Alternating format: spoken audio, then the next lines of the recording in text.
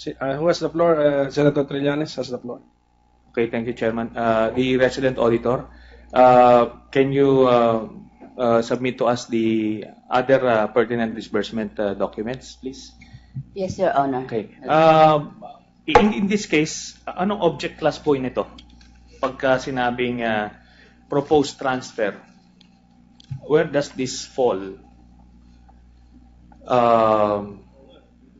Ano to? How will they disburse this? I don't know whether it is transfer of the equipment or we have no yung details, sir. So we will look for Pero the kasi, details. kung sinabi nilang they will set up a new data center, they should have said so. So, Kaya nga, I'm sorry, Engineer Panganiban, pero hindi mo ako mabobola. Yung 350 million, nakalagay dito transfer lang. Kung maglalatag ka na bagong kable, no matter how sophisticated, complicated that exercise is, it's not going to go anywhere near 350 million. Now, that's for your information only. Okay? Now, the COA auditor, please tignan nyo kung paano. And Commissioner Fabia, I'm sure you're hearing all of this. Nakikita nyo kung paano nilulustay, winawaldas ang pera ng pamahalaan unnecessarily just because they can. Now, si the budget officer,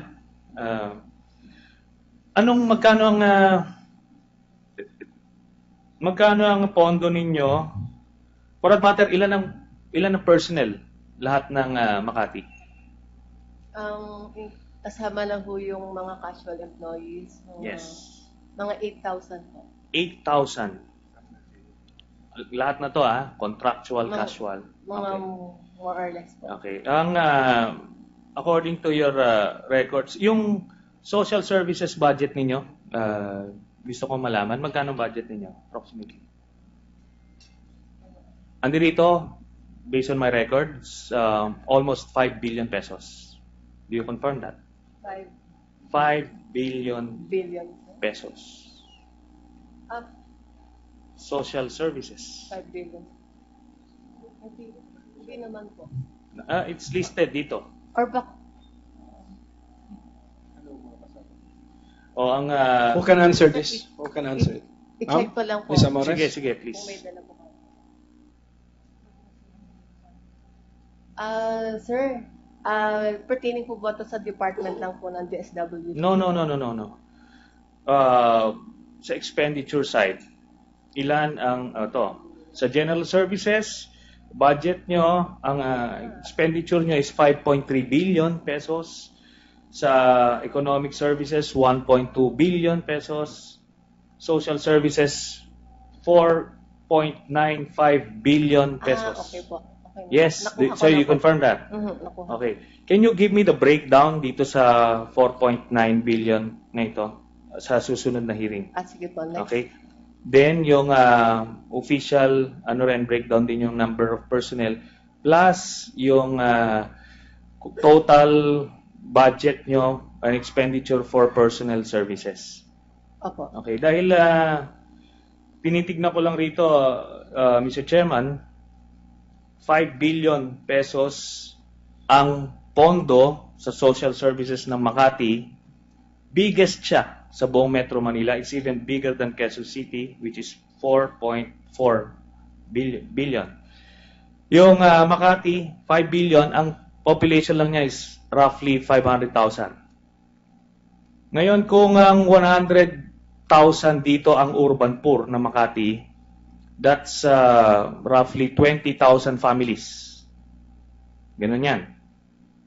Alam niyo itong 5 billion na ito, if you divide this by 20,000, meron na pwede na kayo makapagpatayo ng tagi-isang low-cost housing bawat isang urban poor sa Makati. Dito sa budget nyo na ito. Kada taon ito just for 1 year, tanggal nyo na yung urban poor situation nyo dyan sa Makati. dito lang kaya nga tinatanong ko sa inyo yung breakdown kasi titingnan natin kung magkano yung budget sa cake, budget sa bulaklak, kung ano man yung abuloy para makita ng mga kababayan natin sa Makati kung magkano dapat yung kanilang makukuha at kung magkano yung nakukuha nila.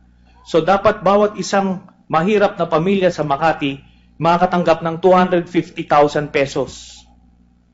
250,000 pesos based dito sa budget ninyo. Ngayon, sumahin nyo na bawat binibigay nyo sa mahirap sa Makati ng tagli 5,000 piso. Ang tanong, nasaan yung 245,000 kada isang pamilya? So, para maliwanag lang ho, kasi marami hong na-impress ng mga kababayan natin na como libre ang pasine, may birthday cake ka, may cake ka kada birthday mo, parang napakagaling. Hindi po. Kailangan nyo pong malaman na mas malaki pa dapat ang nakukuha ng mga kababayan natin sa Makati. Higit na mas malaki doon sa natatanggap nila ngayon. So, pakibigay sa akin yung breakdown nito, tapos itong personal services. Iba ito doon sa budget for the hospitals, hindi ho ba? Kasama na po yun Okay, doon. kasama. Ngayon, itong sa education, kasi nandito yung budget, yung nakukuha yung Special Education Fund, yung SCF. Ang budget ninyo is 1.5. Oh. Okay, 1.5 billion pesos. Ilan ho ba yung estudyante sa Makati? Ballpark. Sino pong makasagot yan? Mga less than 100,000 po. Less than 100,000. Yun ho ang ano ko na. less than 100,000 lahat-lahat. Estimate ko lang po yun, Your Honor. At sa anong covered nitong education fund ninyo? High school, elementary, High school, from preschool ho hanggang high school. high school. O ilan na estudyante preschool hanggang high school? Sorry, hindi ko. Oh, hindi. I mean, Mga 100 po, kulang-kulang. hindi naman ho. Sorry, ano Yung po yung campus tanong ho, na-imagine natin yung campus sa Makati. Hindi kaya magsiksik niya ng 20,000 students. I think yung UP yata is 20,000. Can we give them time to prepare Okay. siguro their responses because most likely they came here for the parking building Yes. mukhang ganun. So to be fair to our resource persons, you're ready to answer? Unless you're ready to answer. Okay, sige, go ahead. Okay pa. 88,000 po yung enrollees from Elementary to high school.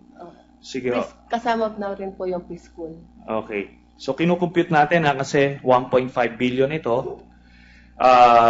I-divide mo by the number of students. Dito natin makikita kung magkano dapat ang nakukuha nila. Ngayon, titignan ng mga kababayan natin sa Makati kung magkano ang nakukuha nila. Baka tingi-tingi yan. So, anyway, Mr. Chairman, that's all I have. If Senator Trillanes, if you want to request for, let's be very, very clear. What documents, figures do we want the city government to submit to this committee? Yes. Sige po. Can you submit a And document? we are addressing it to the city administrator. The breakdown of the students and the items I requested from Ms. Amores, the breakdown of the programs and expenditures for the social services of Makati, the number of personnel, the personnel services. So we will know this information, Mr. Chairman. Thank you. Mr. Chair.